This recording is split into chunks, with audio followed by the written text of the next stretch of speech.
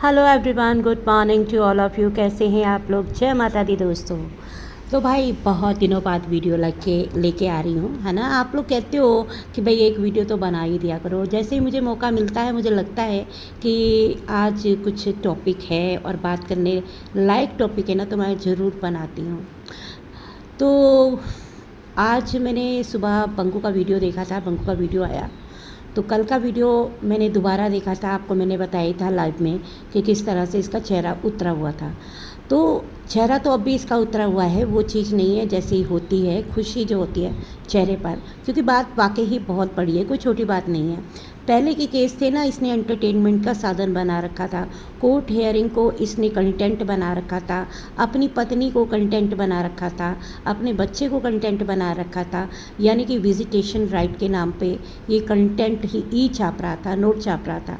अब वो वाली बात नहीं रही है। अब इसका वीडियो बना तो रहा है क्योंकि इसकी मजबूरी है, क्योंकि इसके पास सोर्स ऑफ इनकम कुछ भी नहीं है, एक्स्ट्रा वर्क कोई भी नहीं है और इस वक्त तो ये कर भी नहीं सकता, है ना। इसी काम को कर ले वही बहुत बड़ी बात है। आगे को 26 तारीख को चीज़ें ख़राब होने वाली है, ये इसको भी नज़र आ रहा है और हमें भी। कुछ चीज़ें ऐसी हैं जो यहाँ पे कानूनन हम डिस्कस नहीं कर सकते हैं, अच्छा भी नहीं रहता है। तो कुछ चीज़ें ऐसी जो मेरी बात हुई है किसी से भी, है ना, आपको पता ही है मेरे टच में 2-3 वकील हैं, एडवोकेट हैं, तो कुछ चीज़ें मैंने उनसे डिस्कस भी करी हैं। इसको जो यहाँ पे बेल है, इतनी बार अगर बेल रिजेक्ट हो जाती है, ऑब्जेक्शन लग जाती है ना, तो लोअर कोर्ट में बेल मिलना मुश्किल होता है। तो मैं भी इसको हाई कोर्ट जाना पड़ेगा, भागना पड़ेगा।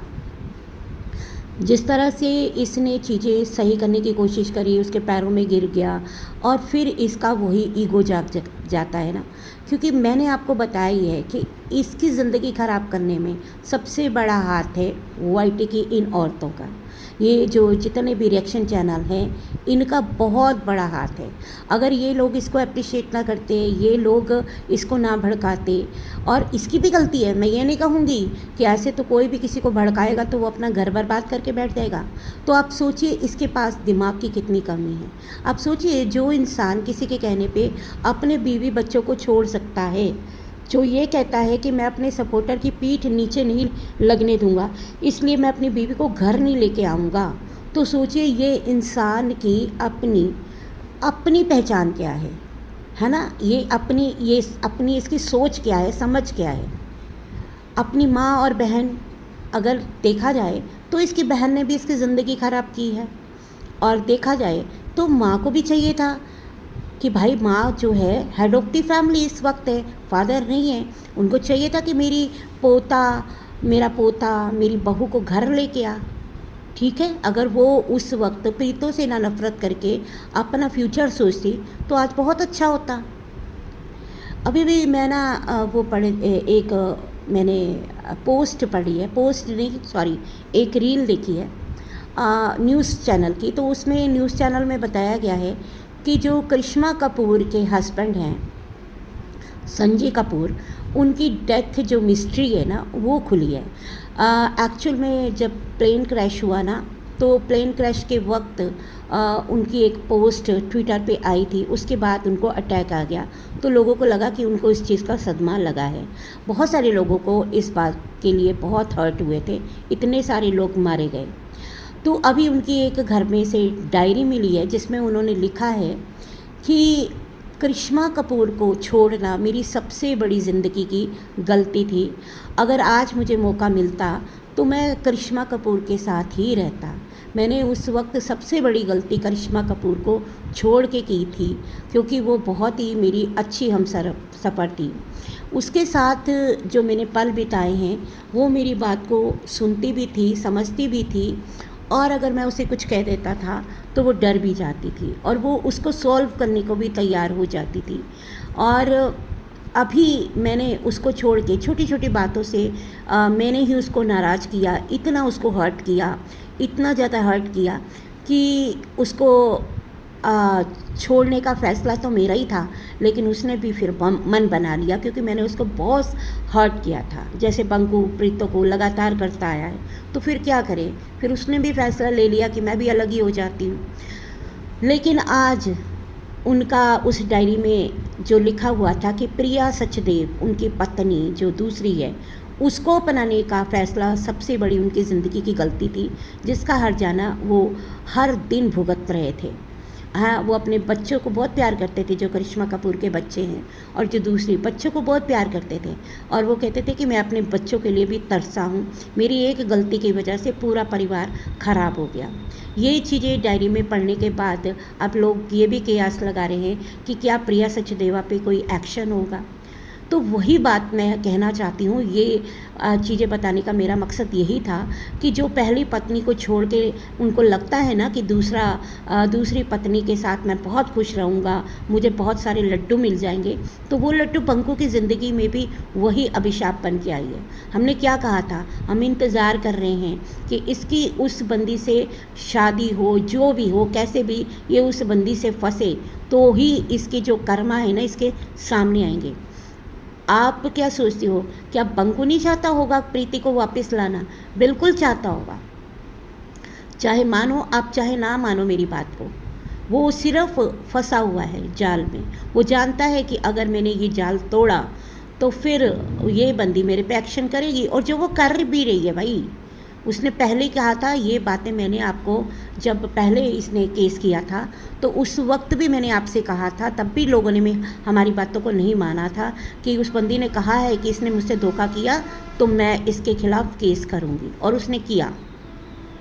अब आगे कुआ पीछे खाई, ये प्रीति ने भी अपनी एक वीडियो में बोला था, और ये बात फैक्ट है कि अगर ये प्रीतों को के पास दोबारा जाता है, ये चाह के भी नहीं जा सकता। अगर जाता है तो सोचो, अभी तो आर केस में है, फिर कितने केस लगेंगे इस पे। यही चीज़ें हैं कि उसके पास पैसा भी है, अपॉर्चुनिटी भी है, हर चीज़ है उसके पास यार। वो हर चीज़ से सक्षम है, वो इसको मिट्टी में मिलाने की ताकत रखती है। प्रीतो केस को ढंग से लड़ी नहीं, अगर वो लड़ी होती ढंग से आज उसका मेंटेनेंस भी लगा होता, सारी चीज़ें होती। उसके पे एक बच्चे की जिम्मेदारी है। अगर प्यार करती थी ना, अगर अभी भी अगर कहा जाए तो परेशानी में रही है ना, तो प्रीतो रही है, लेकिन उसकी परेशानी के दिन मैं आपको रात को भी मैंने बताया था ना, बहुत जल्दी कट जाएंगी। आप भी देखना, जो चीज़ें हमने पहले कही थी वो अभी आपके सामने हैं।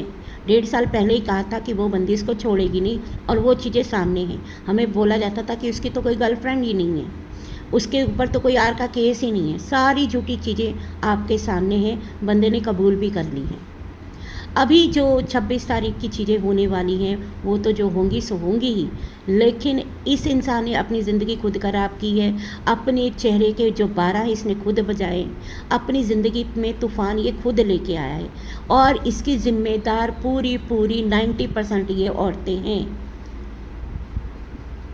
और जितनी ये जिम्मेदार है उतना ही जिम्मेदार ये भी है, क्योंकि हर इंसान के अंदर एक दिमाग होता है, अकल होती है। इसके घर में तो ना इसकी माँ के पास दिमाग लगता है, ना इसकी बहन के पास तो बहुत अच्छा दिमाग है। ये पॉइंट मुझे बहुत अच्छा लगा। काफ़ी लोगों ने नीचे का लाइव में कमेंट भी किया था, मुझे याद नहीं आ रहा, शायद किसने किया होगा, नेहा जी ने किया था या किसी और ने किया था, शायद कौर परमार ने किया था, कि भाई इसकी बहन की जो है ना नज़र इसकी प्रॉपर्टी पे है। और ये बात बिल्कुल फैक्ट है, उसने प्रॉपर्टी अपने नाम करा रखी है, और वो उसकी एंट्री पूरी है। वो उसको समझ में आ गई है कि ये तो किसी ना किसी चक्कर में फंसा रहेगा, कभी पहली के कभी दूसरी के, ये तो कभी नहीं निकल पाएगा। तो हार के ये कभी जेल जाएगा, या फिर अगर मान लो जैसे इसकी एज बढ़ती जा रही है तो जब बूढ़ा हो जाएगा तो मेरे बच्चे के काम ही आनी है प्रॉपर्टी, क्योंकि अब इसकी शादी तो होने से रही। पहली के साथ भी इसकी ऐसी हो गई, दूसरी के साथ भी ऐसा ही हो गया। तो अगर दूसरी आ भी गई तो आएगी तो वो अपनी शर्तों से आएगी। सबसे बड़ी बात यह है कि आने से पहले ही जो केस हो गया है, तो आने के बाद अगर इसने चूपा की तो इस पे कितने केस होंगे वो सोचिए। यानी कि अब भी इसकी पूरी ज़िंदगी कोर्ट कचहरी में ही निकलने वाली है। अमूमन चीज़ें ऐसी ख़राब हो चुकी हैं ना, बातें मुझे पता भी चली हैं कुछ, वो भी इससे शादी नहीं करेगी, वो भी इसको अच्छी तरह से इसके साथ फाइट करेगी।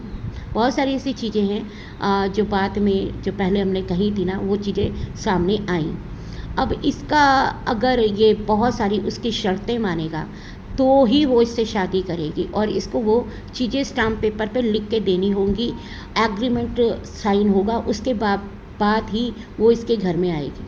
और इसके पास कोई चारा भी नहीं है, कोई चारा नहीं है। और शादी के बाद इसकी ज़िंदगी क्या होने वाली है वो आप शादी के बाद देख लेना, क्योंकि शादी से पहले ही उसने इसको झुका दिया है। अब ये कहता है ना, साला झुकेगा नहीं। भाई तुम झुक चुके हो, तुमने सबको प्रीतो समझ रखा था, तुमने अपनी ज़िंदगी को खुद ख़राब किया है, तुम्हारी माँ ने ख़राब किया है। क्योंकि अगर तुम्हारी माँ हेड ऑफ़ द फैमिली सही होती है ना, तो वो तुम्हारा कान पकड़ के कहती कि बेटा बेटा जाके मेरे पोते और बहू को घर लेके आ। अगर वक्त से वो आ जाते, उस वक्त तो इनकी माँ बहुत खुश थी, लोग भी बड़े खुश थे, लोगों को क्या फ़र्क पड़ रहा है, लोग तो मज़े ले रहे थे। बाकी इन रिएक्शन चैनल को क्या फ़र्क पड़ा, वो भी मज़े ले रहे थे, नोट कमा रहे थे। फ़र्क किसको पड़ा बंको, सोच, फ़र्क तुझे पड़ा। ज़िंदगी किसकी ख़राब हुई, तेरी हुई। एक बार में प्रीतो की हुई, लेकिन प्रीतो अपने घर में चैन से बैठी है, प्रीतो के पास और भी ऑप्शन है। कल को भगवान ने चाहा तो उसकी ज़िंदगी में कोई भी आ सकता है, अच्छा भी आ सकता है, और इतना अच्छा कि उसको जो खुशियाँ तुमसे नहीं मिली वो उससे मिल सकती है। उसके पास अपॉर्चुनिटी है, कम से कम उस पर इस तरह का कलंक तो नहीं है, दाग तो नहीं है, बदनामी तो नहीं है इस तरह की जो तेरे साथ है। तो अपनी ज़िंदगी ख़राब करने वाला तो खुद है। तूने अपनी नैया खुद अपने हाथों से डुबोई है ना। वो कहते हैं ना कि हमें अपनों ने मारा, गैरों में कहाँ दम था, मेरी नैया वहाँ डूबी जहाँ पानी बहुत कम था। तो तुझे ना तो अपनों ने मारा है ना गैरों ने मारा है, ठीक है। तुझे तेरे कुकर्मों ने मारा है, और तेरी अपनी सोच ने मारा है, तेरी अपनी ईगो ने मारा है, ठीक।